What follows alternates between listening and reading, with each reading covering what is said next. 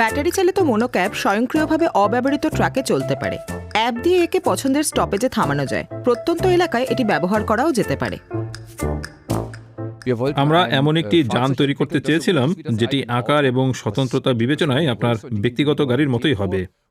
Single track রুটের সমস্যা হলো আপনি শুধু একদিকে যেতে পারেন, সেখানে দ্বিমুখী ট্রাফিক সম্ভব নয়।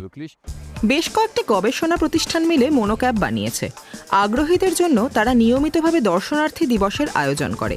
এতে অংশ নিতে সারা বিশ্ব থেকে মানুষ জার্মানিতে আসেন। নতুন এই পরিবহন পদ্ধতি গ্রহণ করতে মানুষ কতটা আগ্রহী হবে? মানুষের ইচ্ছা সম্পর্কে আরও জানতে নির্মাতারা একটি অভিনব মডেল তৈরি করেছিলেন। যাত্রীরা কি আসলেই মোনোক্যাব ব্যবহার করবেন? মোনোক্যাবে বসার জায়গাটি বর্তমানে ব্যবহৃত গণপরিবহনের চেয়ে ছোট ও সংকীর্ণ, তাই নিরাপত্তা নিয়ে বেশি আলোচনা হচ্ছে। বিশেষ করে যাত্রীরা যখন একে অপরকে চেনেন না, তখন এটি নিয়ে ভাবনার বিষয় আছে। কারণ মোনোক্যাব প্রত্যন্ত এলাকায় চলার কথা এবং সেই সুযোগ নিয়ে কোনো যাত্রী কী রকম আচরণ করবেন তা নিয়ে মানুষের উদ্বিগ্ন হওয়াটা যুক্তিসঙ্গত।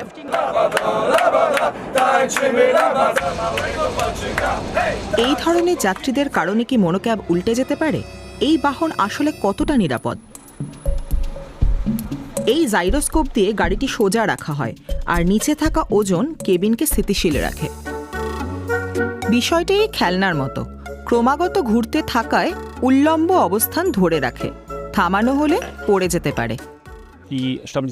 সবচেয়ে খারাপ পরিস্থিতি বিবেচনায় নিয়ে মোনোক্যাবটি ডিজাইন করা হয়েছে।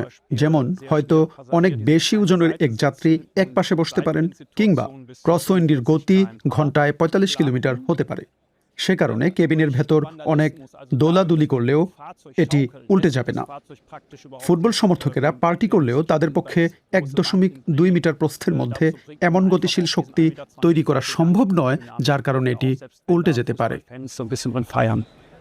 কিন্তু মোনোক্যাব পরিচালনা কি আর্থিকভাবে সফল হতে পারে, বিশেষ করে যদি নিরাপত্তার কথা ভেবে একজন যাত্রীর জন্য পুরো কেবিন বুক করতে হয়? কারণ ধারণা করা হচ্ছে ভবিষ্যতে এক একটি কেবিনের দাম একটি বিলাসবহুল গাড়ির সমান হতে পারে। এটি খুব বেশি ব্যয়বহুল হলে চলবে না। পরিচালনা ও রক্ষণাবেক্ষণও সাশ্রয়ী হতে হবে। আমাদের এটা নিয়ে কাজ করতে হবে। কেবিন ডিজাইন করা দলও বেশ কিছু জিনিস নিয়ে ভাবছে, যেমন কেবিনের ওজন বেশি না করা, দ্রুত উৎপাদন, ভালোভাবে পরিচালনা ও পরিষ্কার করা যায় এমন যান তৈরি ইত্যাদি। বর্তমানে শুধুমাত্র একটি প্রোটোটাইপ আছে এবং এটি নিয়ে অনেক ধরনের পরীক্ষা নিরীক্ষা করা হচ্ছে। বেশি সংখ্যায় উৎপাদনের জন্য নির্মাতারা বিনিয়োগকারীও খুঁজছেন। জার্মানরা সফলতা নিয়ে খুব আশাবাদী। যদিও ১৯৬০ সালে আবিষ্কারের পর থেকে মোনোরেল এখনও কোনো বড় সাফল্য অর্জন করতে পারেনি। যে ধারণাগুলো বিদ্যমান রাস্তা বা রেল নেটওয়ার্কের সাথে সামঞ্জস্যপূর্ণ ছিল না, সেগুলো ব্যর্থ হয়েছে। কিন্তু আমরা বিদ্যমান রেলপথের কথা ভাবছি, তাই ম্যাগলেভ ট্রেন কিংবা অন্যান্য মোনোরেলের মতো আমাদের নতুন অবকাঠামো গড়ে তুলতে হবে না। এখন পর্যন্ত প্রকল্পটি সরকারের কাছ থেকে ২৯ মিলিয়ন ইউরো সহায়তা পেয়েছে। তাই ২০৩২ সালের মধ্যে মোনোক্যাব উৎপাদন শুরু হতে পারে। তার আগে এক বড় সমস্যার সমাধান করতে হবে। লাইন পরিবর্তন এখনো সম্ভব নয়।